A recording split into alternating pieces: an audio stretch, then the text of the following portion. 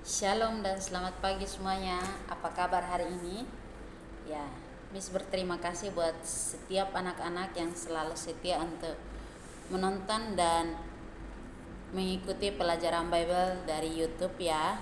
Oke, sekarang sebelum kita mulai pelajaran hari ini, Miss mengajak kita semua berdoa ya. Kita berdoa. Bapa kami yang di surga, kami percaya bahwa Engkau Allah yang sanggup memelihara hidup kami. Kami bersyukur buat hari ini, kami bersyukur buat semua kebaikan-Mu dalam kehidupan kami. Kalau sampai hari ini kami masih ada sebagaimana kami ada Tuhan, itu semua karena anugerah-Mu, bukan karena kuat gagah kami, bukan karena kehebatan kami Tuhan, tapi Engkau Tuhan yang mampu untuk melakukan segala sesuatu dalam hidup kami. Sekarang kami siap untuk memulai pelajaran Bible kami. Tuhan tolong kami supaya kami memahami semua materi dengan baik. Di dalam nama Yesus Tuhan kami bersyukur, haleluya, amin. Oke, sekarang perhatikan buku halaman 2. Yang pertama kita pelajari adalah kosakata. Kosakata ini ada beberapa kata yang dicatat, yaitu kata-kata penting dalam buku ini yang ditulis dalam kosakata ini dan arti-artinya. Kita lihat yang bagian yang pertama, baskom. Baskom itu adalah tempat menyimpan air. Kalau kalian di rumah, pasti kalian lihat ada baskom mama yang besar. Keseringan orang bilang bokor. Ya, itu namanya juga baskom. Itu biasa untuk menampung air. Nah, pada zaman Israel itu, setiap kali kalau kita datang ke rumah orang, kita harus membasuh kaki. Nah, di depan rumah itu selalu disediakan baskom berisi air. Oke, kita lihat dari Betsaida, yaitu tempat asal Petrus. Betsaida itu adalah nama tempat. Oke, perunggu. Perunggu itu adalah sebuah logam coklat kemerahan yang dibuat dengan meleburkan bersama tembaga dan timah.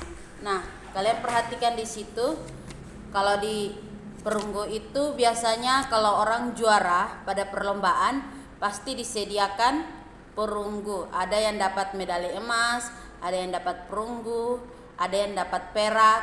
Nah, itu selalu disediakan. Oke, lihat lagi bagian karir. Pekerjaan yang seseorang pilih untuk dilakukan selama kerjanya. Jadi karir itu bagian, makanya kalau bagian dari kerja. Kalian lihat kalau kalian nonton TV, para artis itu adalah karirnya di dunia entertainment atau mereka syuting seperti itu. Nah, kita lihat di situ juga ada hutang. Hutang itu berutang kepada orang lain. Contoh, saya minjam uang tapi saya tidak balik-balikan, itu namanya saya berutang, berutang. Itu. Nah, kita lihat lagi di buku harian. Buku harian itu catatan tertulis tentang apa yang kamu lakukan setiap hari. Jadi catatan harian itu misalnya setiap hari ini saya mau lakukan apa, kita tulis di situ. Misalnya Angela mau nulis tentang kegiatan hari ini, itu namanya catatan harian.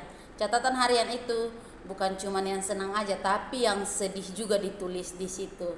Suatu waktu kalian bisa baca kembali, dulu saya pernah seperti ini. Oh, dulu tanggal sekian saya dapat hadiah dari mama, seperti itu. Nah, kita lihat lagi di murid.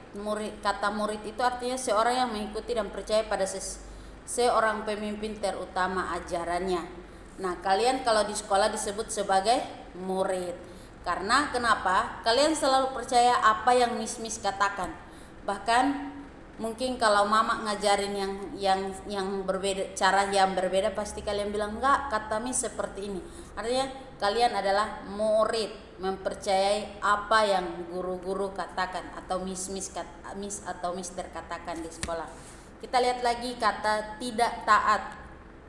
Tidak mau menuruti atau gagal untuk patuh. Itu artinya tidak taat. Contoh, mama minta tolong untuk nyapu rumah tapi tidak nyapu rumah, itu artinya tidak taat. Oke, lanjut lagi, pelaku, orang yang melakukan sesuatu.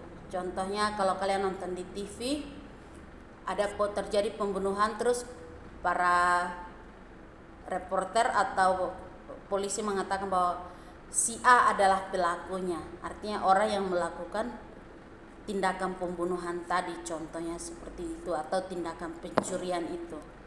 Nah, kita lihat lagi iman. Iman artinya kepercayaan. Maka orang bilang, kamu beriman kepada Tuhan Yesus ya, kamu percaya kepada Tuhan Yesus ya. Seperti itu. Kita lihat lagi kata mengampuni, tidak memiliki perasaan keras terhadap kesalahan orang lain.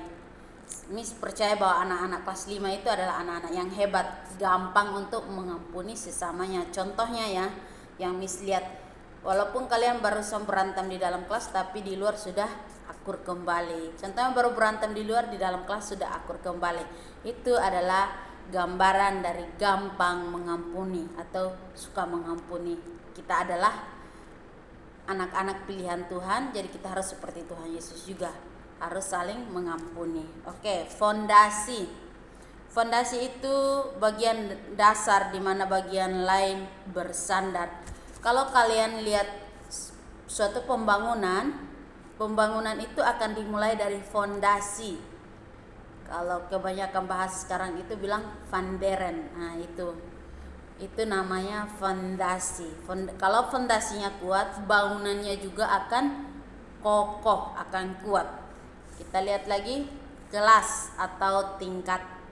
Seseorang yang berada di kelas tertentu di sekolah. Misalnya ada kelas 1, kelas 2, kelas 3, kelas 4, kelas 5 dan kelas 6. Itu namanya tingkat.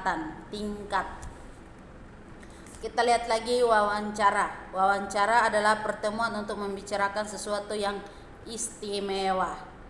Jadi wawancara itu menyangkut pembicaraan yang istimewa. Jadi misalnya kalian lihat di TV, di acara Trans TV atau Trans 7 mengundang seseorang untuk diwawancara. Nah, ada bintang tamu itu mereka diwawancara tentang sesuatu peristiwa atau mereka adalah orang-orang yang istimewa. Oke, panjang sabar dan tenang. Ayo, siapa yang panjang sabar di rumah? Sabar terhadap adik, sabar terhadap omelan mama. Siapa yo? Harus jadi anak yang sabar. Nah, lihat lagi di situ ada kata Nikodemus adalah seorang penguasa Yahudi. Kalian baca di Yohanes pasal 3, itu bagaimana Yesus berbicara dengan Nikodemus tentang lahir baru atau baptis selam. Oke, kita lihat lagi tentang ketaatan. Ketaatan di situ tindakan mematuhi. Jadi artinya kita taat aja itu mau taat. Artinya apa yang dikatakan oleh orang lain kita turuti, itu artinya taat. Pantekosta atau perayaan hari ke-50 perayaan hari ke-50 hari setelah Paskah. Biasanya sesudah Paskah ada penantian 10 hari pencurahan Roh Kudus.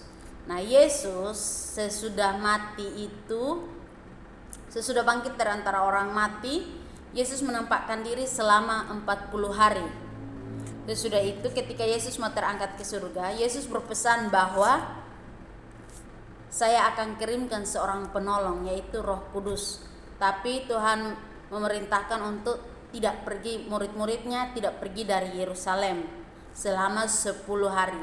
Pada hari ke-10 itulah terjadi pencurahan Roh Kudus. Nah, selama 40 hari Tuhan Yesus menampakkan diri, dan ditambah dengan 10 hari penantian pencurahan Roh Kudus, jumlahnya adalah 50 hari. Itu yang disebut Pantekosta. Oke? Kita lihat lagi ada kata berdoa, artinya berbicara dengan Tuhan. Nah, setiap sebelum pelajaran Bible ataupun saat teduh pagi, kalian pasti diajarkan untuk berdoa, baca Alkitab. Berdoa itu artinya kita berbicara dengan Tuhan. Baca Alkitab artinya Tuhan yang berbicara kepada kita. Oke, kita lihat lagi ada kata berkhotbah. Nah, kata berkhotbah ini sering terjadi di gereja, pasti kalian dengarnya. Pak Pendeta biasa berkhotbah di gereja, memberikan khotbah atau merenungkan firman Tuhan terus menyampaikan kepada jemaat Tuhan.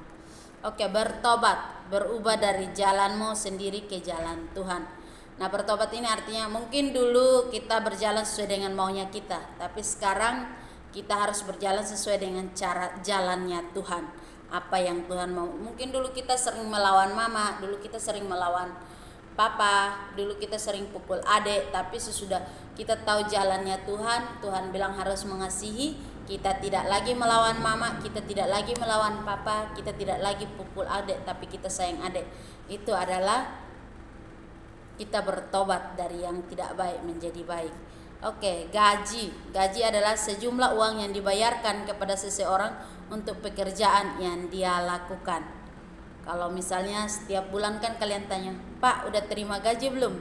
Mak udah terima gaji belum? Artinya papa mama itu dibayar selama 1 bulan bekerja, itu dihargai dengan upah, diberikan gaji. Sandal, sepatu dengan sol yang diikat ke kaki dengan tali. Biasanya ada sendal yang ada tali-talinya. Kalau itu kan anak-anak kalian sudah tahu semualah. Oke.